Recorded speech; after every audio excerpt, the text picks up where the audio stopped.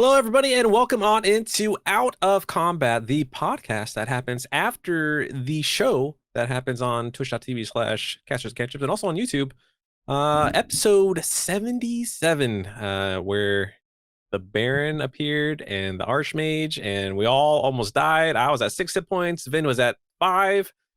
Everyone was down. Also, hi, I'm Moobs Like Jagger from the GGN crew, who plays Ron, and I'm joined by Mac and Cheese Please, who plays Vin, and Maximus Rake, our glorious DM for Casters and Cantrips. Wow, guys. Wow, Max. That was a doozy. I thought Max was gonna party kill us. I'm not gonna lie. It was close. There was one point in the combat I was the only one up. I was like, Yep.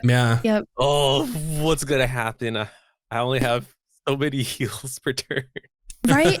I can't I can't even talk. So the moment that I went down, I was like, oh my God, thank God I had this tattoo, because that meant like you didn't have to rush to get to anybody. Like I could come up and then help Bryn with a healing potion. So, but had I not had that tattoo, it would have been a different night, I think.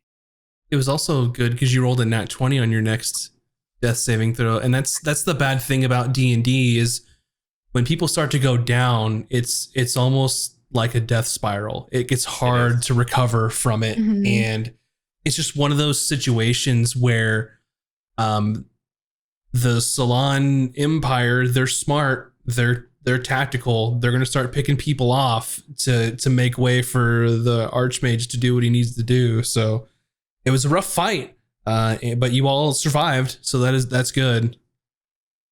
Barely. I left that fight with 1 hit point, which is why I was like, the only way I'm getting out of this is if I polymorph. And that's the only reason why I did it, because then I take on the new hit points of something else. I'm still trying to come down from the adrenaline. My heart was pounding the whole entire time. I'm like, how am I going to get 3 people up and also keep Gin alive? Like I had one more ace up my sleeve. I had my tabard. I was trying to taunt the Archmage to leave Gin alone and hit me so I can use my tabard. But he's too smart. Yeah. Let me ask you this, in an episode where so many people are going down, both from your perspective as Vin or just in Mac in general, of having to roll death saves to me, and to Moobs as Ron, not knowing what these death saves are. Like, how does that make y'all feel on both sides of that sort of equation? Nerve-wracking. Well, because I knew that Bun, I think she already rolled twice, and I was like, is she up? Like, what is taking so long, you know? And so, okay, I'm going to tell the podcast something that I told our group, because I was like, should I correct him? So when I did my D100, I rolled a 25, not a 29. You misheard me. And so the teleport that I did wasn't technically what was supposed to happen, but I was like, I'll leave this, because then that got me closer to Bryn. Otherwise, I don't know if I would have been there to help her. And so I was like, all right, this next roll, I'm going to save her. And then I went down. And so I wasn't anticipating that. And that was scary for me. I couldn't even imagine how you felt as a healer, like with everyone just down. I was panicking because I'm doing the math in my head. I was like, okay, Bryn went down first. She already made 2 rolls. Valkan has a second roll coming up, so he should be okay. And since we made the rule, like if you roll a 1, it's not a double negative, I was like, all right, cool. So Vin survived. She can feed Bryn a potion, so therefore I can heal Valkan. But then after you survived, you went down again. I'm like, after I made all the planning in my head, I was like, fuck, what do I do now? But the dice gods blessed us, and you rolled a 20 and you revived. I was like, oh, thank God. That's why I love that homebrew rule so much is, you know, you still have a little bit of metagaminess. It's like, okay, maybe they have some rolls left, but you don't know. There's nothing certain. You have no idea unless they're stabilized. So that's why I like that, because, you know, if you leave them there for you know, on that third turn, they could just be dead. So I like that it creates that urgency of, okay, like I don't know how's going to happen, if they're going to die or not. So at some point you got to go take care of it. Yeah. It's kind of tough too, especially for because I'm not exactly a true healer. I'm just like pinching heals, you know?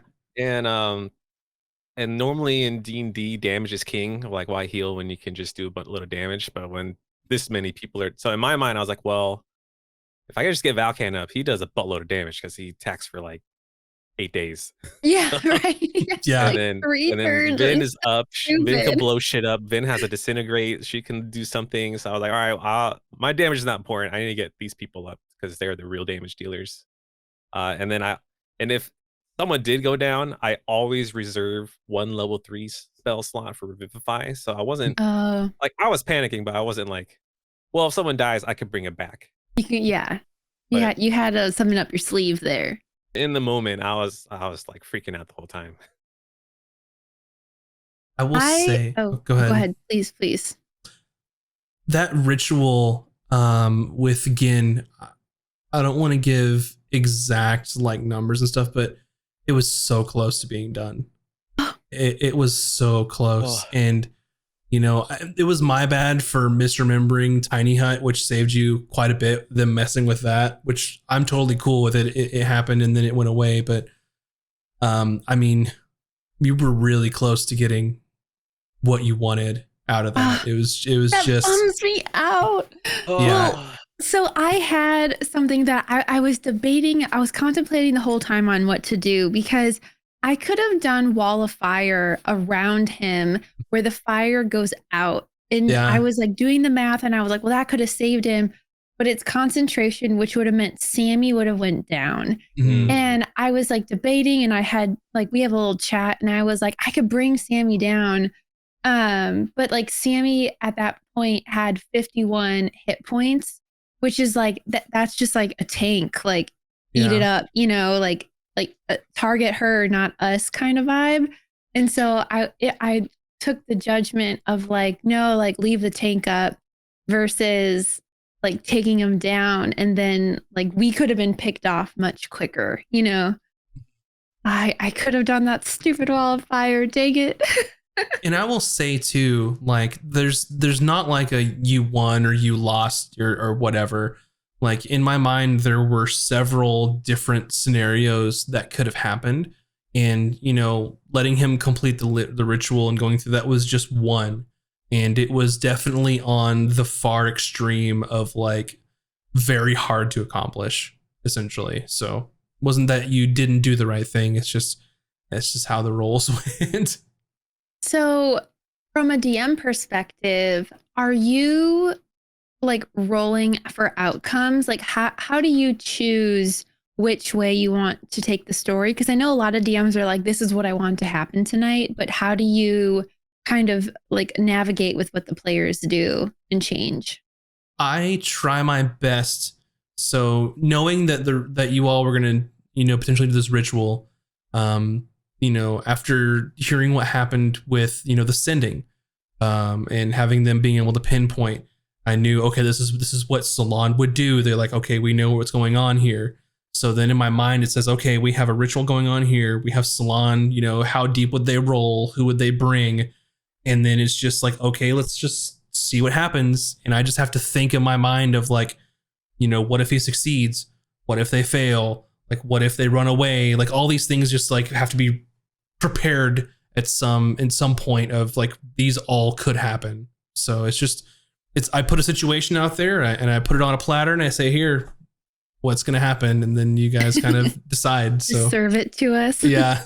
How did you side of RNG manage the airship battle with Zunde while the other shit was going on? Oh yeah. Because I don't know if you were rolling to see what would happen. Yes. And I will say that I simplified it so you guys wouldn't have me sit there and you all watch me roll a whole bunch of shit, like actual arcane cannons and Zunde, like a crystal dragon going through stuff. I simplified it to where they were relatively even matched. So there were a lot of opposed rolls and things that were happening. And for the first part, like last episode, it was pretty even, neck and neck. I had my own DCs in mind, things that would happen, and I could sort of just extrapolate how the battle was going. And then today, it was starting to turn towards Zunde a bit. And then they were relatively neck and neck, but just that last roll before they were trying to escape. And that's kind of had in my mind is if, this ship has these people on it with their own sort of person in charge, they're going to hit a point where they're like, we don't want to do this anymore. We don't want to die. Yeah. And it just so happened that last roll before they were just going to leave, they made their last roll and just nat 20'd on it. And that, because what would have happened otherwise is they may have, traded some blows or missed, and Zunde would have came down to help you all if she finished off the ship.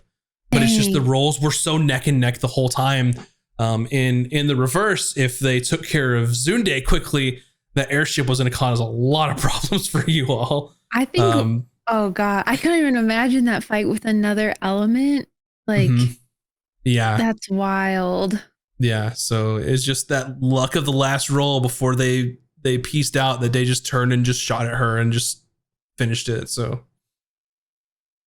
it was intense. That was probably one of my most intense moments as a player, besides like a Strahd campaign, where the whole thing is intense. But like that was whoa. Good job on that for sure. Yeah. And I had an airship map in case somebody wanted to go up there and try this stuff out. So. That would have been so dope. I should have done that. I could have flown up there. Yeah, I don't know. There's so many variables going on. Like anything could have happened. Yeah, because that's something to where if the airship finished off Zunde quickly, someone might have made the decision to say, hey, we got to go up there and take care of this too. And it just worked out that they took care of each other the whole battle, essentially. So you didn't have to do that. Yeah. Well, like as a caster, I saw a bunch of wizards and I was like, I'm the only one that can take care of this safely. And so, especially when that one kept like flying and evading me every time, because I wanted to do my multi attack with the dragon on the caster, but anytime seeing me got close enough, they would go somewhere else. And I'm like, stop doing that. Yeah. I was getting so frustrated. And you have to think too, is, certain enemies are, not smart. They're not intelligent. They're just going to go and hit the thing that they want to eat or whatever. But the way I like to run my encounters is, these are intelligent. Like they're wizards. They have a high intelligence and they're smart. And they're not going to sit there and let your dragon spirit just pummel them down. So I hope that comes across to where some things will just kind of sit there and just take the beating. Some things will run away if they're low enough. Like in the case of the Salon people, they're fighting to the death because they believe in the cause and all this thing. And I think it just adds nice dynamics to the battles of varying styles of what you play. Because the last thing I want is for you all to just have a bunch of sack of HP that you just hit all the time and nothing happens, Like a little punching bag. No, I think it makes it fun that we have to like chase down the fight, or like in your case, Moobs, with like Ron and Valken, where like they're coming to you, and you're just always surrounded by enemies. I'm sure that probably gets old, but with being such like combat melee characters, I'm sure it's nice to have them close. It doesn't get old to me because I'm like tank but also healer. But if I'm engaging with like the melees to keep them off you, then I'm doing my job right. Sure. But if they're on you, then because you're such a glass cannon, like if you go down, that's a lot of our DPS. Like, I think I have like 72 health or something right now because we're such high level, but I'm the lowest out of all of us. You have the lowest AC as well. Yeah. And not a lot of ways to mitigate it with spells and stuff. Do you wish you took shield to like maybe buff your ACs in case you got hit? Well, so fun thing about sorcerers is that every time you level, you can swap out a spell. So what am I taking? I think knowing that we're about to hit like a pretty big boss fight, I'm going to take a look at like my cantrips and spells and probably swap some things that I don't use out. Mhm. I had done that actually. I swapped out Magic Missile for Polymorph, and I messaged Max and I was like, listen, like I never use Magic Missile. Like I know a lot of people that's their go-to, but like why would Mhm. I do a spell that like might hit 9 or 10 when I can do a cantrip that Mhm. is like 15, Mhm. 18 because we're such high level now, you know, it doesn't make any sense. And that's why I like running with all of the like optional rules that came in Tasha's and other books, because it has stuff built in to where it's like, hey, if you don't like this spell, like when you level, you can get rid of it and change it Yeah. out. And it gives you more flexibility because there's, you know, I've been in campaigns myself where it's like, I don't like the spell. I don't like this class, you know, Mhm. and luckily the DM was like, hey, let's talk about it and figure it out. But it makes it Yeah. easier on me when it's like, hey, there's a rule and you can just do it. So Yeah. don't worry about it.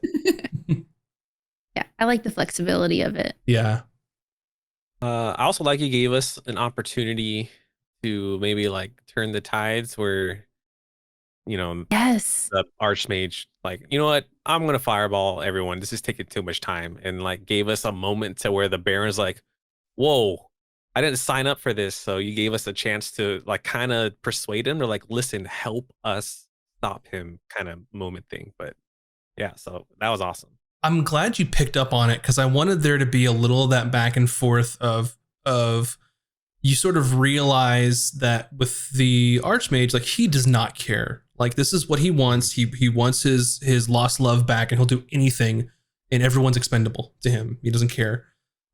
Which you all knowing that the Baron is one of his oldest friends and one of her oldest friends.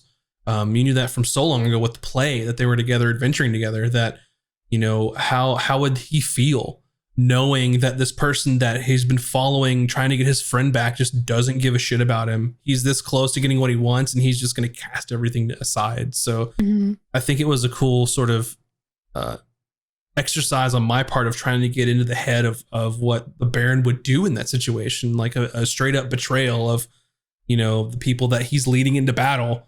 So I thought that was interesting, and I'm glad that you all picked up on it, and I'm glad that you tried it, because it's, you know, it takes a lot for a character to give up their entire action to just try and persuade somebody. Yeah. I was surprised you did that.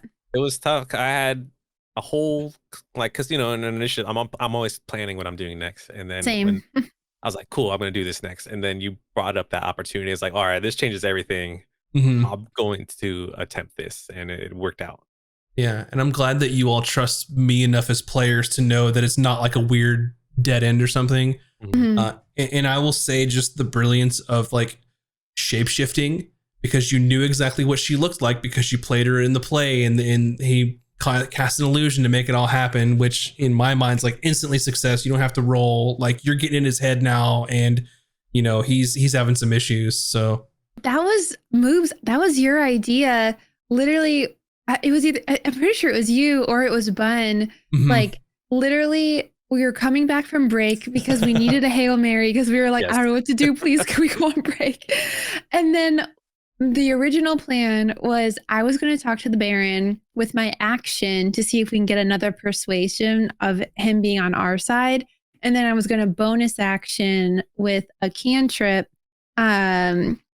some other spell to attack somebody. And then literally 5 seconds before like you switch scenes, they're like, wait, change into blah, blah, blah. And I was like, Yeah, I think Bun said it, and then but yeah, I was like, all right, we're doing it. Like yeah, I was 5 like, oh seconds my before gosh, like Max was like, all right, we're going live. we're live.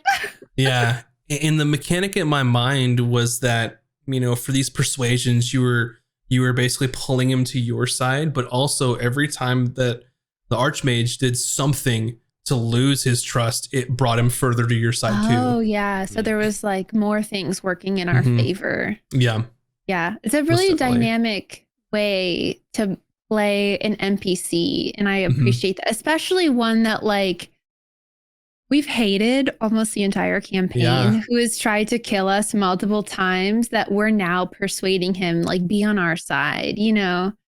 Yeah, It's cool. it's almost this sort of tragic hero story of like he's been going along trying to do what he thinks is right, and you know he lost like one of his best friends fighting this evil, trying to protect the planet, and nobody cares, and they're not going back for. And then it's just, you know, all these things you didn't know for so long. And then now he comes face to face to what's going on, and it just sort of puts everything on top of his head. So I think it's really cool.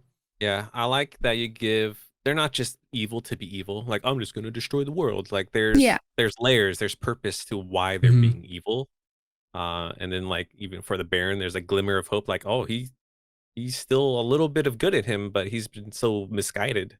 So good job, Max. That's really great. Good villains. It is good. Yeah. But I will say this real quick. Now that I kind of tipped the hand with his Eldritch Blast, who do you think his patron is? Orcus? I know, yeah, because I knew he was a warlock, but I never thought who his patron would be, so that's kind of crazy. Oh wait, is it the same guy that's your guy? You'll have to find out and see if it comes up. Vanis? It would I mean, I don't know.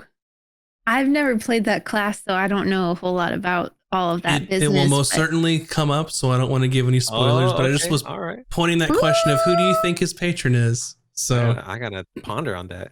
All right. Okay, not knowing anything, my vote is the same guy as your guy. Just saying. Sylvanas, my god, my patron? Oh, yep. Okay. That's what I'm not knowing anything about it. Put in the comments down below who you think it is. Yeah. I'm excited for next week. And apparently some crazy shit's happening at the tower. So thank you everyone for hanging out with us here Out of Combat. And follow us on all the socials, Casters and Cantrips, or Caster Cantrips over on Twitter, or easy where everything is located, castersandcantrips.com. And we will catch you in the next one. Bye, everybody. Bye. Bye.